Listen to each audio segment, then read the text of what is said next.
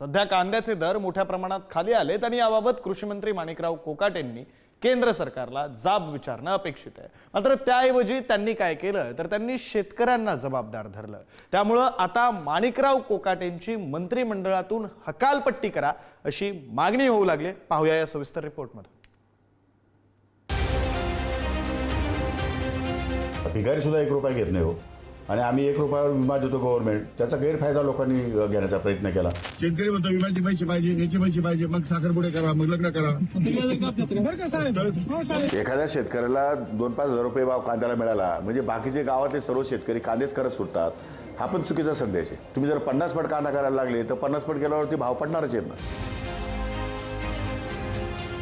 माणिकराव कोकाटेंना बळीराजाचा अपमान करण्यासाठी कृषी मंत्री केलंय का असा सवाल उपस्थित होतोय, कारण ते शेतकऱ्यांच्या जखमांवर मीठ चोळण्याची एकही संधी सोडत नाहीत। कांद्याचे बाजारभाव पडायला शेतकरी जबाबदार असल्याचा जावई शोध माणिकराव कोकाटेंनी लावलाय। एखाद्या शेतकऱ्याला कांद्याच्या बाजारभावाचा फायदा झाला म्हणून बाकी सगळे कांदा लावत सुटतात।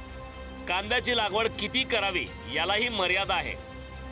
दुप्पट तिप्पट ठीक, पण 50 पटीने कांद्याची लागवड करायला लागले तर कांद्याचे बाजारभाव पडणारच। एखाद्या शेतकऱ्याला 2-5 हजार रुपये भाव कांद्याला मिळाला म्हणजे बाकीचे गावातले सर्व शेतकरी कांदेच करत सुटतात, हा पण चुकीचा संदेश आहे। त्यामुळे आपल्याला किती कांदा करायला मर्यादा की नाही, दुप्पट का तिप्पट। तुम्ही जर 50 पट कांदा करायला लागले तर 50 पट केल्यावरती भाव पडणारच आहेत ना।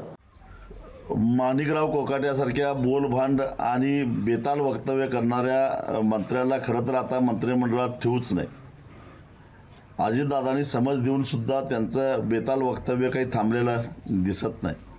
माणिकरावांना एवढं कळायला पाहिजे होतं की कांद्याचं उत्पादन जास्त झालं म्हणून रडत बसायची गरज नाही। आज जगभरामध्ये कांद्याला प्रचंड मागणी आहे। ज्या स्वतःला जमत नाही, केंद्राला जाब विचारायची हिंमत नाही, आणि जो दुबळा शेतकरी आहे, आधीच अडचणीचा आहे, त्या शेतकऱ्याला शहाणपणा शिकवण्यापेक्षा माणिकरावांना आता मंत्रिमंडळातनं काढून टाकावं। कृषी मंत्रीपदी वर्णी लागल्यापासून माणिकराव कोकाटे सातत्यानं शेतकऱ्यांना उपदेशाचे डोस पाजतायत। तुम्ही जर 50 पट कांदा करायला लागले तर 50 पट केल्यावरती भाव पडणारच आहेत ना। त्यामुळे यावरून अजित पवार यांनी कोकाटेंना खडे बोल सुनावल्याची जोरदार चर्चा आहे। मात्र तरीही माणिकराव कोकाटेंची वादग्रस्त वक्तव्ये काही थांबत नाहीत। कृषी मंत्र्यांची वादग्रस्त विधानं, हल्ली भिकारीही 1 रुपया घेत नाही, पण आम्ही शेतकऱ्यांना पीक विमा दिला, कर्जमाफीच्या पैशातून शेतकरी लग्न आणि साखरपुडे करतात, 50 पटीने कांद्याची लागवड केल्यावर बाजारभाव पडणारच। खरं म्हणजे माणिकराव कोकाटेंची मुख्यमंत्री माननीय देवेंद्र फडणवीस यांनी ताबडतोब हकालपट्टी करायला पाहिजे होती। माणिकराव कोकाटेंनी ज्या पद्धतीने शेतकऱ्यांची चेष्टा केली, निर्भत्सना केली, अशा पद्धतीची चेष्टा आणि शेतकऱ्यांची निर्भत्सना यापूर्वी कोणत्याही मंत्र्यांनी केलेली नाही। म्हणजे निवडणुकीच्या वेळेला ज्या पद्धतीने मतं विकत घेतली त्यानंतर ह्या एक किंमत करेन असे झालेले आहे। त्यामुळे शेतकऱ्यांना अशा पद्धतीने शेतकऱ्यांची चेष्टा करणाऱ्या माणिकराव कोकाटेंसारखे मंत्री महाराष्ट्राच्या मंत्रिमंडळामध्ये असणं म्हणजे ते महाराष्ट्राचं दुर्दैव आहे। शेतकरी दिलदारच असतो, पण भीक मागायची पाळी सरकारनं आणली। त्याच्यावर आज जे भीक मागायची पाळी आणली आहे, महायुती सरकारचं पाप आहे, हे माणिकराव कोकाटेंनी लक्षात ठेवलं पाहिजे। माणिकराव कोकाटे दिलदार म्हणून, कारण तो बिनधास्त बोलतोय, त्यांना कशाची चिंता नाही। आता शेवटची वॉर्निंग दिली आहे, त्यामुळं त्यांनी आता ही 4थी चूक जर असेल तर अजितदादा या दिलदार शेतकऱ्याला शेती करायला पाठवतील का, हा प्रश्न आम्ही त्यांच्याकडे विचारू।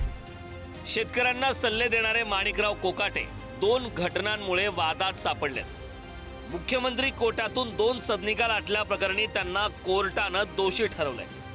नाशिक जिल्हा बँकेच्या कर्ज वाटपात 182 कोटीच्या अनियमितता प्रकरणी कोकाटेंसह 25 माजी संचालकांवर ठपका ठेवलाय। त्यामुळे त्यांचीच अवस्था लोकांसांगे ब्रह्मज्ञान, स्वतः मात्र कोरडे पाषाण अशी झाली आहे। की कृषी मंत्री स्वतः ज्यांचं कन्व्हिक्शन झालं होतं ते कशावर झालं होतं? सरकारी पैशाचा गैरवापर करण्यासाठी, म्हणजे स्वतःचं ठेवायचं लपून आणि दुसऱ्याचं बघायचं वाकून, असं झालं ते। तुम्ही बघा कशासाठी हो, म्हणजे स्वतःचं कन्व्हिक्शन त्याच्यावर झालंय, कोर्टाने त्याच्यावर निकाल दिलेला आहे, स्टे मिळाला तर पुढची गोष्ट आहे। ते सबज्युडिस अपिलमध्ये केलं त्यांनी, पण कन्व्हिक्शन ज्या गोष्टीवर एम्बेझलमेंट ऑफ फंड्सवर झालाय, तो पैसा सरकारी पैसा त्यांनी गैरवापर केलाय आणि तुम्ही शेतकऱ्यांवर आरोप लावताय। मी तर मुख्यमंत्र्यांना विनंती करेन की अशा लोकांना 1 मिनिट सुद्धा स्वतःच्या कॅबिनेटमध्ये ठेवायला नाही पाहिजे. माणिकरावांची भूमिका चांगली आहे, परंतु माणिकरावांच्या मागे का कोण जाणे कोण लागलेले आहेत. परंतु आता माणिकरावांनी सुद्धा थोडासा संयम हा राखला पाहिजे. आपल्या एखाद्या वक्तव्यामुळं शेतकरी बांधवामध्ये किंवा इतर समाजामध्ये चीड निर्माण होऊ नये असं वक्तव्य करणं टाळावं. स्पष्ट स्वभावाचा अर्थ इतरांना दुखवणं असं होत नाही, म्हणून आता त्याची ते काळजी घेतील. माझंही त्यांच्याशी बोलणं झालेलं आहे. त्यांनी सुद्धा सांगितलं की आता मी मीडियाच्या समोर जास्त जाणार नाही, हे त्यांनी मला स्पष्टपणे सांगितलं. राष्ट्रवादीचे प्रमुख अजित पवार यांनी बेताल वक्तव्यावरून कृषी मंत्री माणिकराव कोकाटेंनी शेवटची संधी दिल्याचं बोललं जात आहे. त्यामुळे कोकाटेंनी आपल्या जिभेला लगाम देण्याची गरज आहे, अन्यथा त्यांच्या मंत्रिपदावर गंडांतर आल्याशिवाय राहणार नाही हे नक्की. ब्युरो रिपोर्ट, पुढारी न्यूज, मुंबई.